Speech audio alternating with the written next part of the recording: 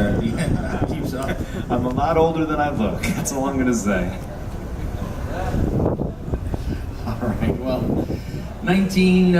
here we are, 2019, just a month out from a big 50th anniversary, and you guys taking Led Zeppelin out. You were asked to actually take this unknown band and have them open a couple of shows for you. Who wants to tell us that story? It's a great story. Well, I kind of tell us. Well, back in '68, when Jimmy Page broke up the Yardbirds, we came to America with 3 unknown guys: John Paul Jones and Robert Plant, and Bonzo, and they signed a deal with Atlantic, so we were label mates. And the first gig Zeppelin did was opening for Vanilla Fudge in Colorado back in December of 1968. Wow! And actually, the promoter didn't want any other bands on the show, so our manager was talking to Zeppelin's manager, and they were saying, well, we got to work something out. And the promoter said, well, the only way I'm going to let this band on the show is if you guys take some of the money out of your budget, and actually you'll be paying for this band Led Zeppelin to play on this show.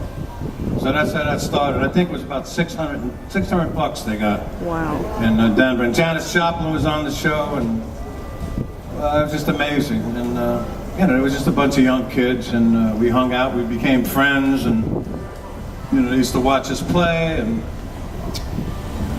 it was pretty amazing seeing them develop so quickly. I mean, I saw it coming. It was obvious. They started getting the crowds going. They started getting tight. Started developing, an amazing stride. And before you knew it, they just took off into the stratosphere. We did like 2 tours with them.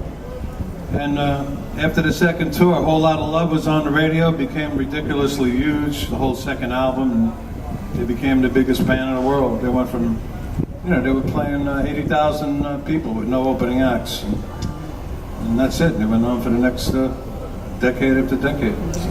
I want to just add one thing. Yeah. The moral of the story is Led Zeppelin still owes us the $600. Compounded and blah, blah, blah, blah, blah. I like that. But it's got to be, you have to be quite proud of the fact that, you were an influence on bands like Led Zeppelin and Deep Purple. They, noted particularly the keyboard work and everything, and so many other bands of that era that just gravitated towards, because you were innovative. I mean, you took something, completely gave it your own twist, and not many people have done that since. Well, back in those days, I mean, it was just, the radio played only a 3-minute single, okay? And that was the format. And then at the advent of underground radio in LA and New York and San Francisco, they gave you the opportunity to be heard. So I guess we were one of the first bands to be daring, go outside the box, and we started putting these symphonic arrangements together of other people's songs. We came up with this approach, and we really hit it big. It was on the radio all the time, on all the big stations, and I guess we were the darlings of underground radio back in those days. But what was it? What inspired that approach? Was it just to stand out? Did something strike you? Did you hear something said? Let's start with, of course, You Keep Me Hanging On, the Supreme song that, how did they take it? So what was that inspiration? What made you guys want to do it that way, that arrangement? Mark has a good way of describing what happened. It was a specific scene. He was sitting in a car and smoking something that you weren't supposed to be doing back in those days. Full moles with no filter. Yes. And lights.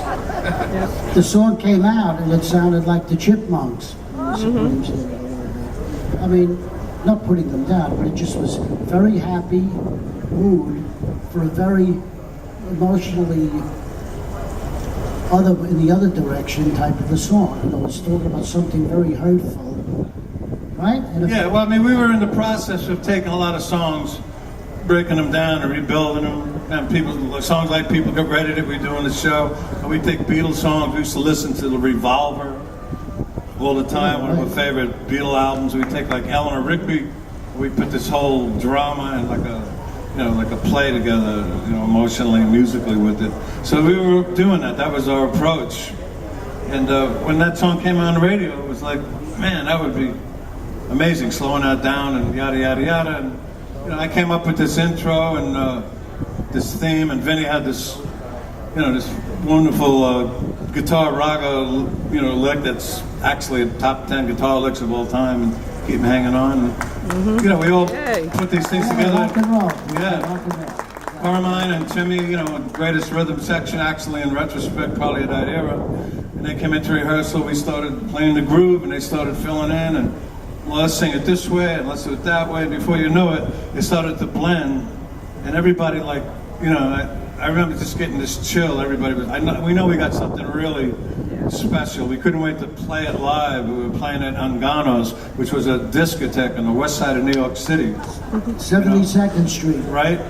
So that's where we first actually played that song, and I remember people just stopped dancing and came to the front of the stage, and we were really mesmerized by the arrangement, and because back then that was like a brand new thing. I mean, it was just like, what is that? Yeah, well, blew a lot of people away, and then that's how it all really started. And we went in and we cut the record, and it was on a show with the Beatles and pick your favorite song with Cousin Brucey, I guess it was, and no, Mary the K. Remember Mary the K? Yeah. And that came in like #1, and that started like a big rush with the Atlantic Records, and man, those were glorious days, right? Hey, I think we beat out the Beatles and the Beach Boys. Right. That was pretty cool. And then, as a matter of fact, the song went to #2 in England. Only we couldn't eclipse the Beatles. They were #1 in England, and Keep Me Hanging On was #2 in England for a lot of weeks. Yeah. I mean, it was really something, and I have to attribute a lot of it to, to a lot of people. The record company, Atlantic Atco we were on, which Atlantic owns. It's one of the subsidiaries. They really did us wonderful, and it's just everything worked out.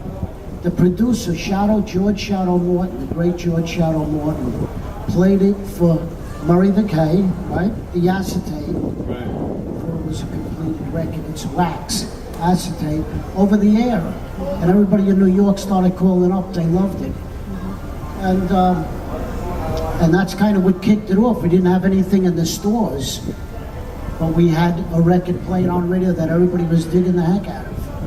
So immediately, boom, they start pressing it and getting it right out there. Yeah, it's just that took a while. It had like tens of thousands of advanced orders before it even came out, And they were playing it in LA like crazy. It was the #1 when it came out. It was the #1 album in LA, in San Francisco, and look, anybody that lived through that time, we were at the center of the pop music universe. Yeah.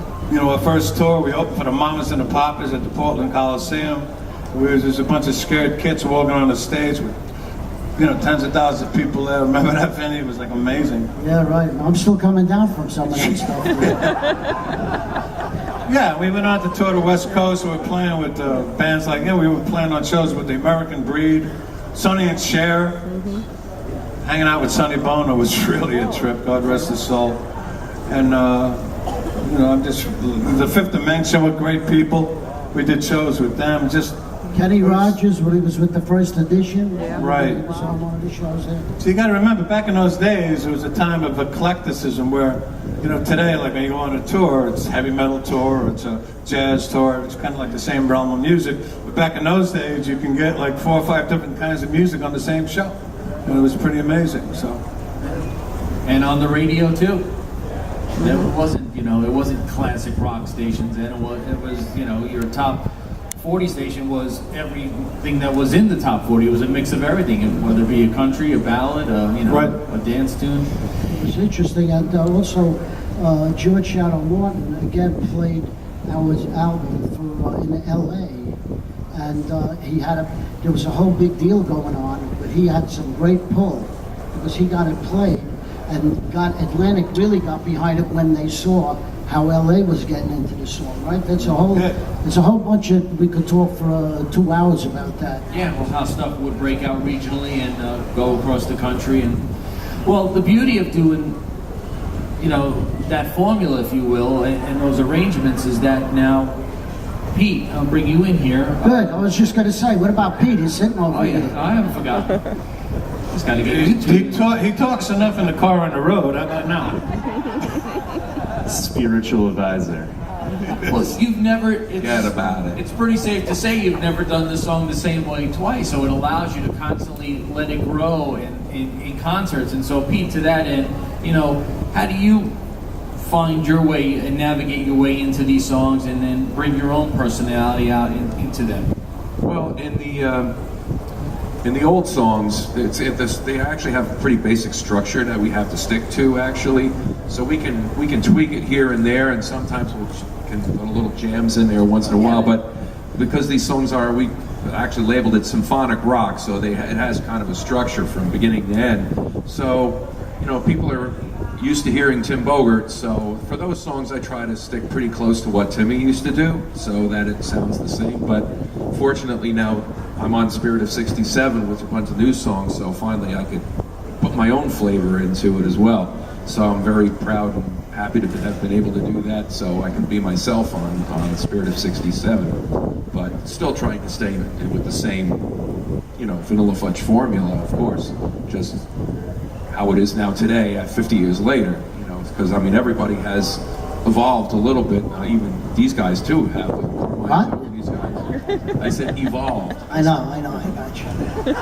It's a joke. I didn't say you got old, Vinny. I'll say that. So, yeah, so and that, and plus the Live in Sweden too. We did some jamming in there too. So, you know, I mean, I've been a fan since before they made it anyway. I was 14 when I first saw the Fudge in a place maybe about the size of half of this pool stage here, and the album hadn't been released yet, so, and they just blew me away. So I've been a fan ever since then. So I've known their material all these years, so this is a kid's dream come true for me sitting up here right now, that's for sure. It's worked out well. That has worked out very well. And then, so sticking with, all right, I understand staying true to Tim's parts. Now, with the Zeppelin material you do, and that album you guys put together out through the Indoor, which finally did see a U.S. release, because you've also put your kind of stamp on that. So what was your approach then?